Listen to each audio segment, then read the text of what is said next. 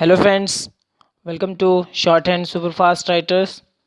दोस्तों, आप इस चैनल को सब्सक्राइब कर लें और बेल आइकन को दबाएं डेली शॉर्ट हैंड डिक्टेशंस के लिए। और आज के मैट्रिक की ट्रांसक्रिप्शन के लिए आप डिस्क्रिप्शन की लिंक पर जा सकते हैं और इस तरह के और भी डिक्टेशंस लिखने के लिए आप हमारे प्लेलिस्ट पर जा सकते हैं। शुरू करते हैं आज का dictation.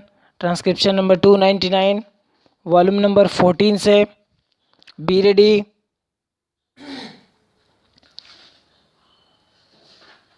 10 seconds.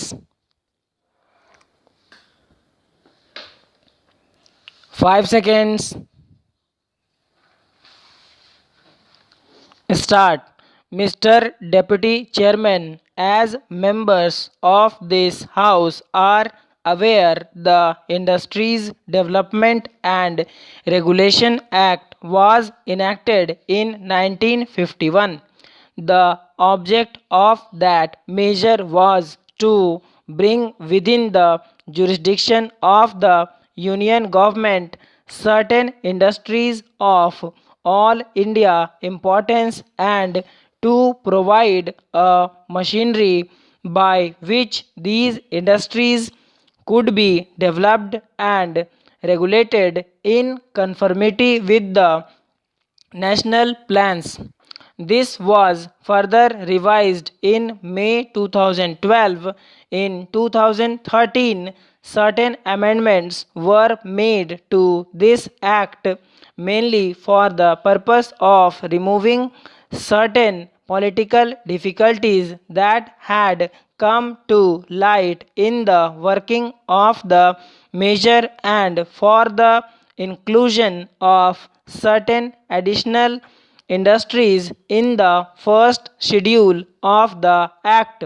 Honorable members of this House might remember that when the Industries Development and Regulation Act was originally enacted in 1951, some apprehensions were entertained and expressed in some quarters that this measure might interfere unduly with the working of industries and might even retard the progress and growth of the industrial development of the country.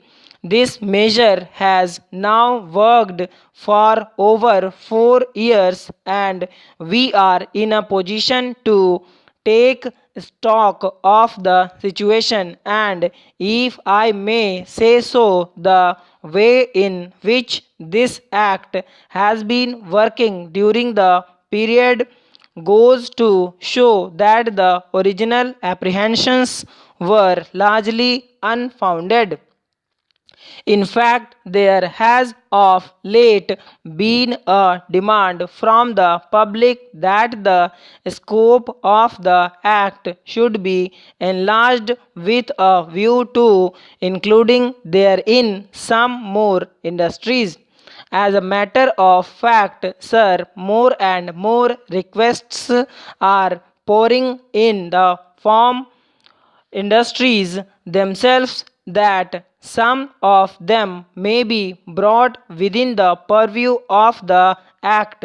Before coming to the subject matter of the bill before the House, I might mention briefly some of the salient facts about the working of this measure during the last 4 years. As laid down in Section 5 of this Act, a Central Advisory Council of Industries has been established consisting of representatives of industries, labor, consumers, and primary producers pertaining to the scheduled industries. This body has held 7 meetings so far and advised government on problems relating to the scheduled industries. Sir, with your permission, I take this opportunity of extending my grateful thanks to the members of this council for their advice.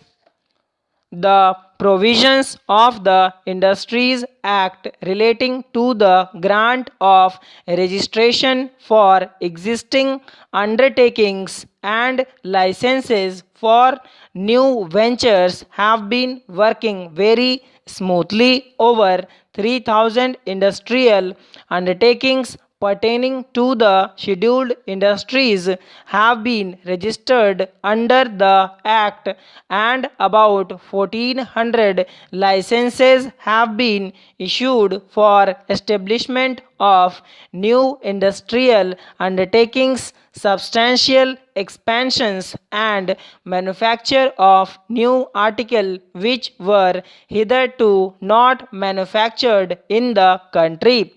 A licensing committee has been set up for the examination of the applications received for this purpose. This committee acts as the main instrument of the government's industrial policy and tries to secure a planned development of industries according to the government's policy. As the House is aware, the Central Advisory Council of Industries has set up a subcommittee to review the working of the licensing committee from time to time. First, the application comes to the licensing committee, on which sit the representatives of the different state governments, of the different ministries, of the planning commission, and officers of this ministry. That application is considered from all aspects of resources. Then, when the license is issued or rejected, the party, if necessary, appeals to the minister concerned for review of any decision of the licensing committee, and that decision becomes final.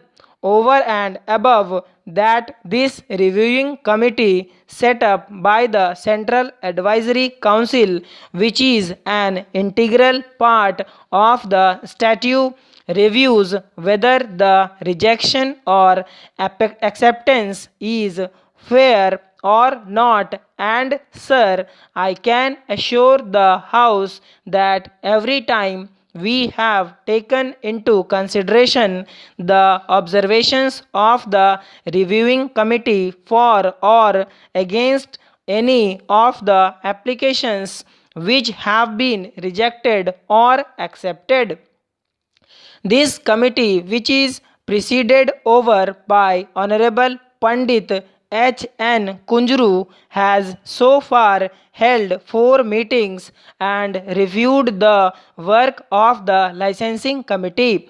I am happy to inform this House that at the last meeting of the subcommittee, the members have expressed appreciation of the thorough and prompt manner in which the licensing committee has generally dealt with applications. Coming to the subject of the bill before us, you will observe that the Act as it stands now applies to industries which are listed in the first schedule. As I have stated, that has been a demand from the public that the scope of the Act should be extended so as to include a number of other important industries. It has been pointed out that certain industries which are closely related to those already included in a schedule do not find a place in the schedule, and it is a great lacuna in the Act. Sir, one of the main recommendations of the Press Commission has been the establishment of a press council consisting predominantly of representatives of the industry, which should undertake responsibility for regulation of the press in general. The Commission found in the course of their inquiry that journalists had not come out to condemn in their writings the existence of objectionable and what is known sometimes as the yellow press. This is, generally speaking, not only for maintaining the standards of journalism but also for public criticism. Since this is a matter of serious consequence, the Commission posed the question to most journalists and journalistic institutions who appeared before them to give evidence. The consensus of opinion was that it would be better if there is a body framed predominantly of journalists to judge and direct journalists in maintaining ethical standards in the matter of journalism. The Commission therefore came to the conclusion that the best way of maintaining professional standards. So, thanks for watching. Do like, subscribe, and share.